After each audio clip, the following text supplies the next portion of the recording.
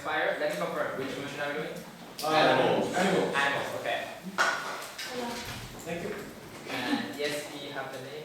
You're true or not, right? Yes. Oh.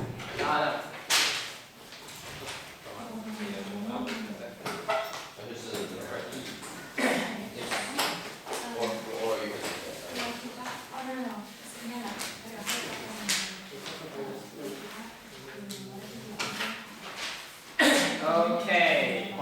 That time was expired. For the household revolution in this house is abolish. Sport involving animals. Welcome to ICU fourth round of the 23rd ICU Tournament. And without much further ado, okay. I'd like to invite Prime Minister. Thank you.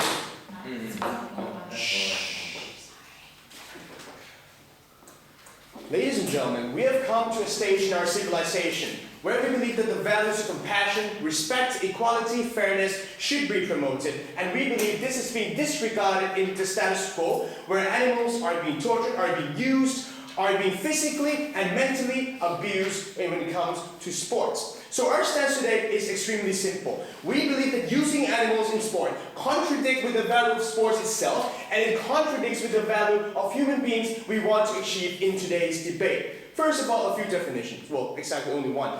What do we mean by banned sports using animals? Sports that use animals are those that involve animals, that are centered around animals. For example, horse racing. For example, matador, bullfighting, or perhaps rodeo that is being used in the southern part of the United States of America. And what do we mean by banning?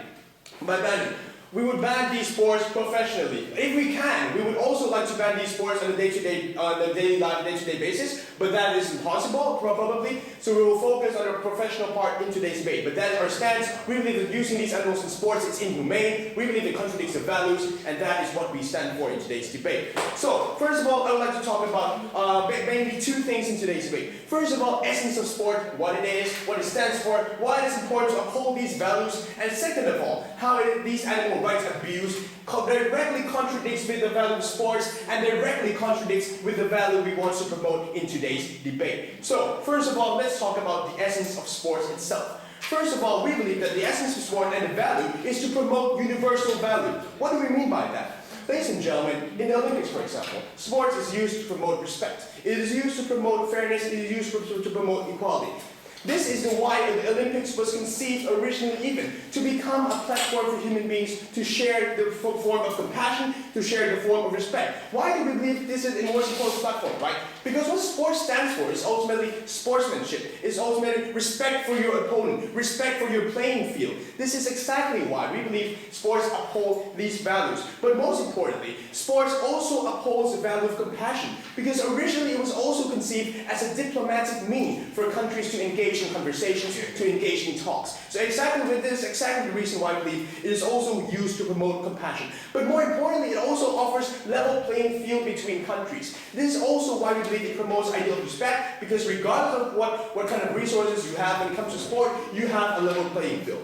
But also, it also promotes the ideal scenario, right? Because we know that in the real world, we cannot simply achieve everything as easy as in sports. So sports ultimately becomes an ideal scenario of what we want to achieve. Because in sports, there is respect, there is fairness, there is equality. That is exactly why we use sports to promote certain values we believe are good in the world. But that is exactly why we ban things like cheating. We ban things like cheating against other people in sports, because it reflects the ideal principle, it reflects the ideal value we want to promote. This is exactly why the Olympics was conceived. This is exactly why we promote these values, because we believe it is good. And we believe that people transcend these values into their daily lives also. We believe that people take upon the sports, and we want to achieve the world that is based upon these sports, ladies and gentlemen. So, why is it important to uphold these values, right? Because we believe that these principles are important. But after this argument, we believe these principles are, when it is upheld, it can transcend into daily lives. Why? For example, people are passionate about sports. Like, I like Manchester United. You like your Japanese national team, probably. Ladies and gentlemen, when people become passionate about certain things like sports, they become more transcendent to their daily lives and they uphold the values. For example, UEFA Champions League promote the value against racism all the time, for people to adhere to these values because they're constantly exposed to the value these sports promote, and more importantly, they can be more receptive towards the value they promote. It is used to force social change, and it's also used as a platform, right? Such as when Richard Nixon played ping pong with Mao Zedong. This is a kind of scenario that only sports can promote, and only sports can reflect the ideal scenario and ideal companionship that we want to promote. And get started. The ways in which we respect animals and ways in which we coexist with animals differs by culture. Why is it possible for you to impose a universal? Okay, ladies and gentlemen, regardless of the idea of value of how you respect animals, the main principle here today is this: animals are being violated. The reason is this: the reflection of your value is that regardless of whatever your race is, your nationality is, importantly is that you still have no respect for other kinds of human beings, especially your closest organism, which is animals, which is somehow related, like monkeys, for example. You still have no respect for them. That's important. But regardless of the minority, we still believe that the majority of the world still believes in upholding these values, which we should promote at the end of the day. Ladies and gentlemen, so let me move on to my second argument as to why animals abuse is directly linked to the contradiction. First of all, we believe that animal abuse is really bad, right? For example, when you become a horse and you're raised to breed, you're bred to raise it. First of all, your diet, your daily routine becomes fit to the routine that you want to become a race horse, right? Animals did not consent to this. They go through physical strain, mental strain in order to come to that point, right? They train you to the point that you may exceed your limit. But the point is, you're an animal. You don't have the right to complain. Although you may feel you have the physical strain, you cannot complain like athletes who know their limits, who know that they can only exceed a certain amount of limit, right? That's exactly why we believe that sports can only be harmed when it's necessary, right? This is not necessary. That is exactly why slaughterhouses in the United States or some of those which promote the value of halal are being strictly condemned in today's world because it's unnecessary to use these values. We believe that this is extremely wrong. We don't like the idea of human playing God, right? Because there's a psychological harm, there's a physical harm even in terms of bullfighting, and we believe that is inherently bad. But more importantly, we believe that this is contradicting with the value of self-actualization, right? People want to become more humane in today's world, and this directly contradicts with that value. We further distance ourselves with our humanity. We further distance ourselves with the value we want to achieve. We believe that sports is now used to promote certain values that humans want to achieve, such as racism, and it's achieved in a certain status that we see respectable. But we believe that we push these values and shift these values more to the side of our closest organism. Because we believe that as we have nearly achieved our values in terms of human beings, we should shift these values to another of our closest organisms so we can portray ourselves and we can believe in ourselves and become a higher being with higher values we can achieve, ladies and gentlemen. And we also believe that the state has the obligation to push this, because we see all the time that states have the obligation to push for certain social changes that the state believes is good in the world. We believe the state has its obligation, we believe the state has its duty, and we believe that we should become better human beings in general. With these reasons, we are extremely proud to propose. Thank you very much.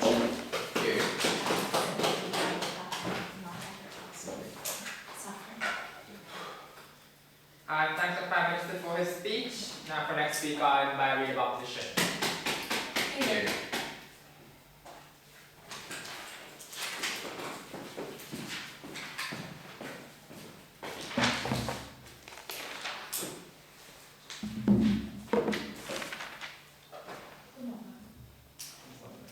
Unfortunately, Prime Minister doesn't understand what's happening in this status quo, right? Entire human history, human civilization has based upon using animals. And they need to defend why is this necessarily bad trend, right? Because already in the status quo, we eat meat, right? That's the extreme form of utilizing animals, right? In order for them to defend their animal rights, they need to come up with principal arguments because they, according to their contextualization, torture and abusing animals, that could be a regulatable issue, right? I would like to include that in my rebuttal, right? On the first level, they start talking about sports nature, how it's embracing compassion, right? How can we define universal value in the first place, Mr. Speaker, right? What's the exact sports nature are we talking about? Because we say that sports is never a fair game to begin with, because when you see in Olympics, it's all about money and politics, right? The countries with the most facilities always get to win these kind of gold medals. It's highly likely that they will end up with more medals, right? It's not really mutually exclusive matter of animal sports, Mr. Speaker, right? They also start talking about how it's a transcending, compassion sports. It's about encouraging like social changes, right? However, like government abolishing entire platform of companionship, they try to entirely abolish like animal sports, which could provide a platform for cooperation between animals and human rights. Yeah. They're entirely, eliminating, animals as a human life cycle into society, right? Animal sports, it's also about, cooperation and interaction between human species and animal species, right? For example, like dogs pulling sleighs in like Siberian Husky in Russian. It's also, not only it's about winning or losing, it's also about building companionship with your pet. Horse riding, it's also about caring for your horse, but rather it could be like a way of self-actualizing for these animals as well, because it provides interaction opportunity and embrace differences between human beings and animals, right? On the second level of rebuttal, they start talking about abuses, right? It's only harmful to these animals. We say no, animals also self-actualize through these kind of having sports,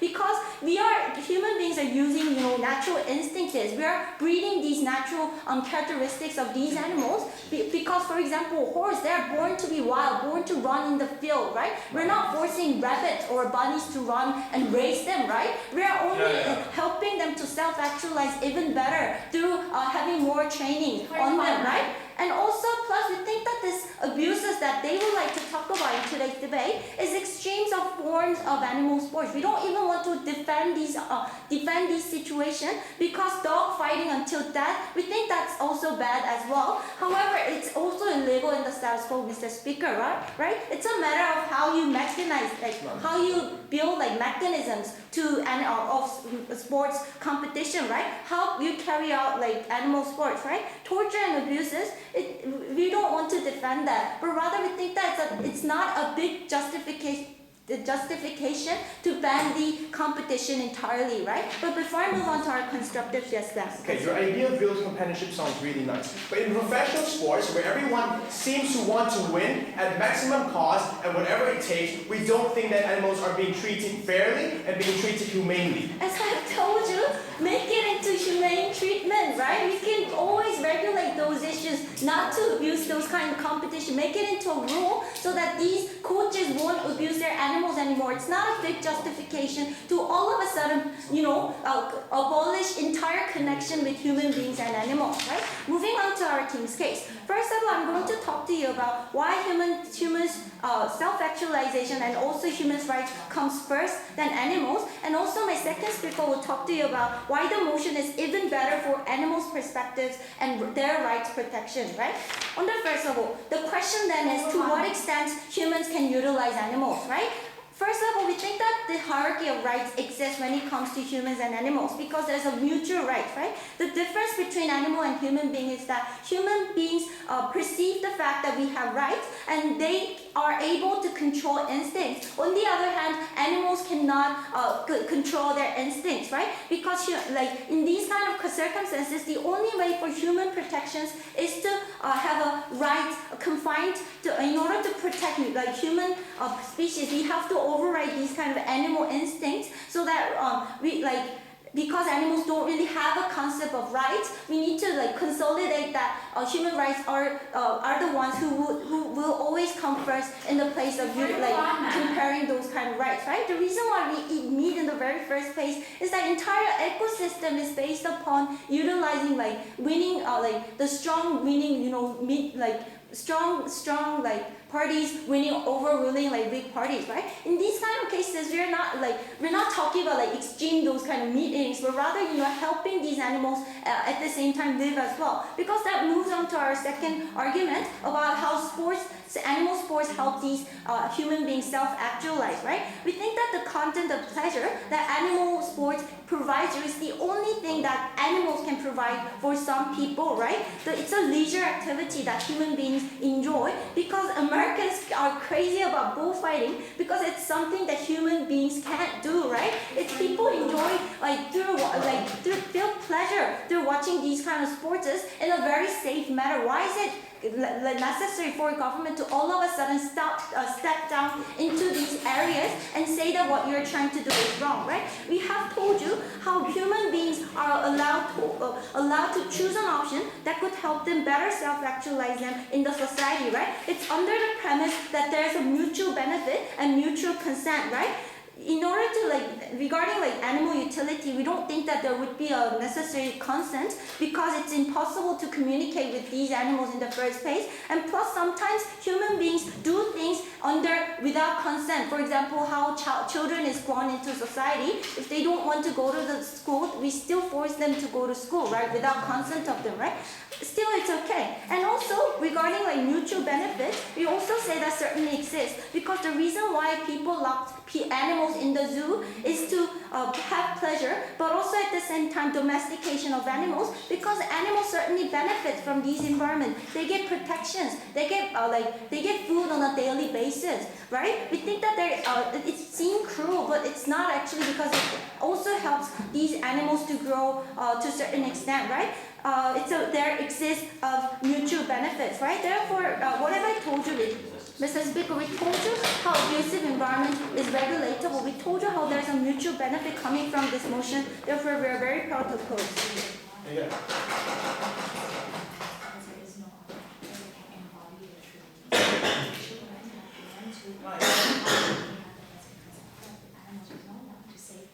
I thank the Leader of Opposition for his speech. Now for next speaker, I invite Deputy Prime Minister.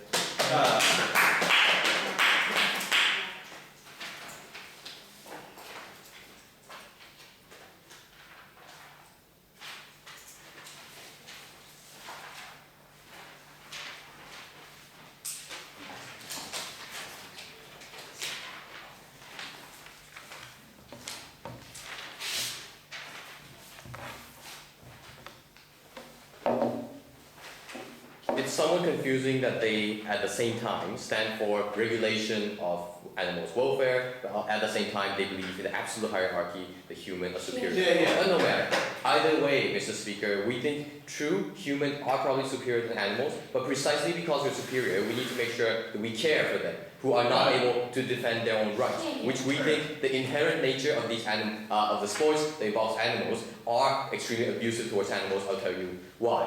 The example I'll bring to you is that, which is a direct clash to pretty much their speech, is that there are alternatives in order for people to derive this pleasure of watching these sports, right? I'll get into details later.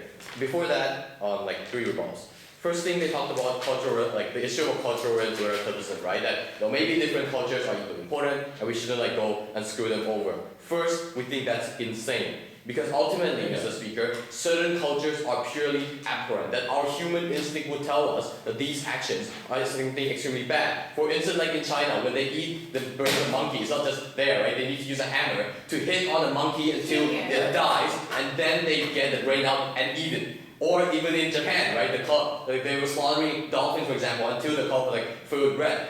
Every of our human moral instinct tells us that those are inherently bad. But true enough, those are extreme examples which they don't agree, so it's okay. But here's the idea, right? Even if cultural relativism on the more minor scale may or may not be important, we think in order for a universal value of sports to be presented, there needs to be a set standard, right? That's why we entirely have all these standards in Olympics. Perhaps certain countries would want to, choose some leaves that makes them stronger, but maybe that's something that would dope them and would be unfair, and that's something banned, right? That's why we need these universal standards. True enough, there are politics and money as they claim. But regardless of that, it doesn't mean we stop in striving to make sure that it becomes fairer, right? That's why we have referees, that's why we have regulations. That the kind of people who can come as a representative of your country must be from a nation, for instance. So ultimately, Mr. Speaker, there are efforts to make sports more fair in order to uphold those human, moral values. We argue the humans' moral value is not only between humans, but also how they dictate the human and animal relationship at the end of the day. So we need to extend that. Second thing they told us is, it's not very abusive. Come on, guys. Firstly, we think that the very nature of these sports are inherently abusive. If you're talking about bullfighting in America, for instance, the fun is there because they see bulls die, or even if they don't die, they hurt each other, right? Bloody hell, you have fun because they're splitting blood. We don't see that's how, like it's good in any way, right? Because ultimately the very purpose of these things are in order to see those animals suffer and have fun. But no matter, maybe those are the extreme things that are not okay with as well. So the other type is probably, say, horse racing. The logic is this: it's not only about the things that happen there, but how the lives of these horses are regimented in a way to just serve the purpose of human beings. From the very first moment they are born, they're forced to eat certain kind of food. They're forced to run for certain kilometers in a day, and all those kind of crap. Ultimately, Mr. Speaker, maybe they enjoy it, we don't know. But there's no absolute way for us to measure whether or not they like it. In that instance, we think the safer measure is to act in an act of compassion and say, look guys, you may or may not like it, we're not going to force you to do it, and you should do what you like. This is something we stand for.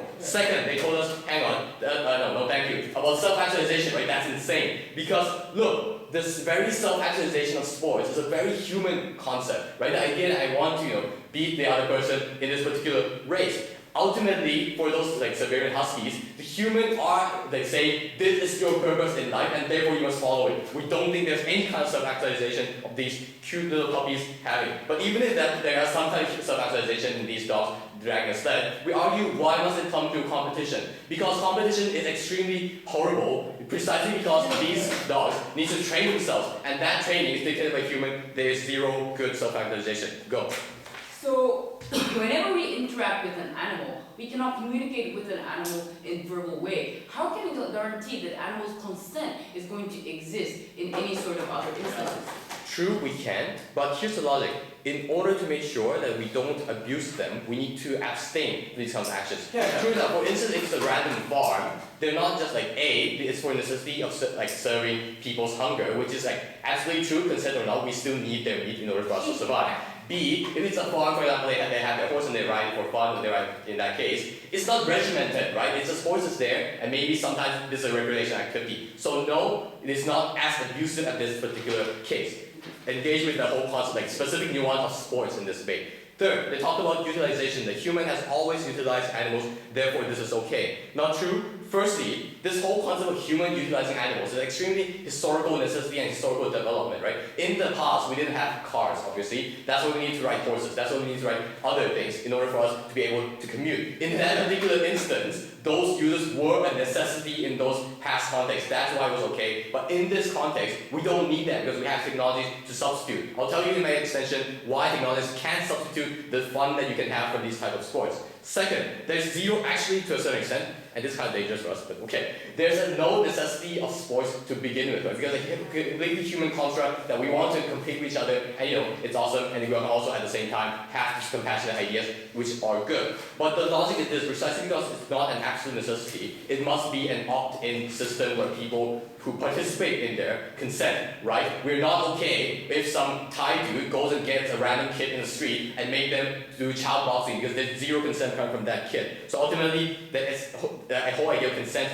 is extremely important. If you cannot measure it, we should not force them to do it. Last, they talked about the power of children. The children are forced to stay with parents. Yeah, because first thing, like the parents have the best interest, so we think they are far better than like those animal trainers who just want to have an extremely fast horse. But B, it's also an absolute necessity, right? Because otherwise, how the hell would you take care of a kid and make them go to school? So no, that peril isn't really relevant. Okay, extension, the idea of alternative. Like the basic idea is this: the funds in which you derive from this socially constructed idea of sports competition is something that was rooted in the past, which means two things. First is that the benefit that you get from this is not extremely objective. Because ultimately, it's the only thing that happens there. The race is done, you don't really care, right? You're not interested in the lifestyle of the horse, or the bull, or the cock that you just saw fighting. In case of human, it's different. Because you see that, Kobe Bryant, or any other athlete you can think of, you want to follow what their lifestyle is, right? So ultimately, animals are reduced to mere objects. In this instance, we don't think that's okay. But secondly, this interest is something like this fun that you gain is something extremely substitutionable. Because if it's a race, for instance, the core idea is that you want to have that adrenaline rush of seeing who is the fastest. In that case, Mr. Speaker, it's completely acceptable to substitute horses with, say, motorbike, as we are already doing today. True enough, it's not horses anymore, but the whole core concept of wanting to see who's the best is still there. It doesn't need to come through the suffering for animals. For these reasons, we're extremely proud to propose.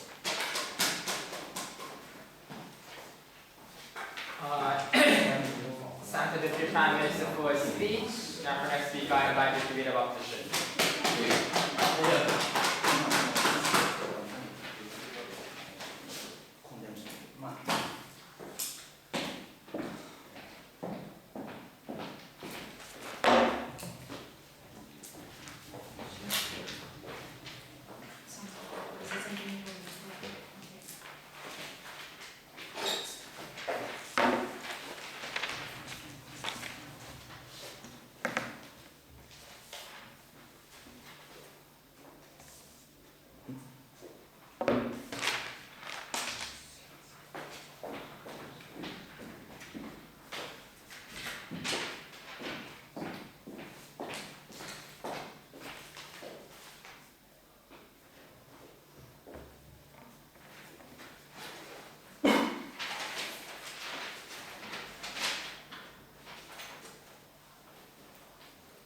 as AHyun told you, what I'm going to extend the debate is how is it beneficial from the perspective of animal by being human protecting an animal as much as possible, the guaranteeing us of opportunity for human beings to interact with animal in a protective measure. Before we beyond to that assessment, I would destroy the entire argumentation from the side proposition by having many responses before moving on to my extension. The first, the Prime Minister argued, look, this kind of sport involving animals is antithetical with the instance of sport because they argue sportsmanship, which is the respect of others, and sports transcend to daily life, and that is why it should be is antithetical with the instance of sports. The question here is that why the very of the existence of sports involving animal necessarily negatively affects our daily lives at the first place, Mr. Speaker, right? Because by having and watching this kind of horses running in an immensely high speed, which is we can't in which we can't run as fast as sports, the sense of respect of how powerful sport like horses are is necessarily going to instigate it to necessarily respect the ability, the inherent ability in which horses can have. When we look at the history of why we have K-pop, which is the horse riding in Japan, it's because Japanese people were surprised and respect with the ability in which we have already seen the first met with the horse, Mr. Speaker, right? That is why, Mr. Speaker, in order for utilize and have a respect of that ability for the horses, we have created a sport in order for people to make and respect and make a coexistent form of human beings and animal. No, thank you. The first place, there is no negative effect with regard to respect of others in this regard. Secondly, he argued, look, which was extremely shallow in analysis with regard to animal abuse. They argued, firstly, they didn't consent it. Mr. Speaker, children born in indigenous community or culture or any other culture did not consent to the ways of life at the first place, right? And thereby the non-consenting and the ability cannot complain is not necessarily a core reason why we should negate the entire lifestyle which people, human beings can have. And also we can agree to PM to some extent. We can oppose the Holocaust of animals, so on and so forth. We oppose the random killing because it is antithetical with the concept of respect. As they told you, Mr. Speaker, random killing is bad because we do not respect those people, the dignity of animal with regard to the ability, the unique ability in which people animal can have. And also we tell you, Mr. Speaker, animal abuse won't occur with accordance to the motivation of the sports. Why? Because the potentiality as well as the productivity of an animal can be maximized when the animal can live in a comfortable environment at the first place, Mr. Speaker. That is why in Deep Impact, which the famous horses in Japan had eaten and very expensive vegetables, for example, in order to sustain and be comfortable in these occasions. And thereby, animal abuse, so on and so forth, do not necessarily occur because we are respecting the condition of life of those animals. DPM argued, look, it is extremely bad to say, extremely bad to some form of abusing. Having an example of dolphin massacre, which is perpetrated in Wakayama Prefecture in Japan. The reason why we think it is abhorrent because the ways in which we have treated animals is in fact bad, Mr. Speaker. They don't exist. The culture in it of itself was not the dolphin catching is not necessarily a bad thing. But the ways in which we have catch the dolphins was bad. It is not necessarily a reason to ban the catching of dolphins at the first place, right? And also they argue, horses life is regimented to a certain form of life. We think the first response is a corporate life within human beings is also necessarily consented by animal, and animal was treated safely, Mr. Speaker. In their paradigm, Mr. Speaker, animal is going to live in the wild, Mr. Speaker, with no security whatsoever, Mr. Speaker, because the sheep and rabbits, so on and so forth, might be eaten by a lion, for example, Mr. Speaker. On their paradigm, people are going to be, the animals is going to be secured and insecure without any protection of human beings, which is a unique benefit on our side of the house. They finally argue, there's no necessity for sports. They can alternatively have two responses to that. The first response we have is a culture of sports. It's intertwined with historical and geographical interaction, as I mentioned in the history of K-pop, for example. We can reciprocate our history, which is and the culture derived from our unique history, which is a unique point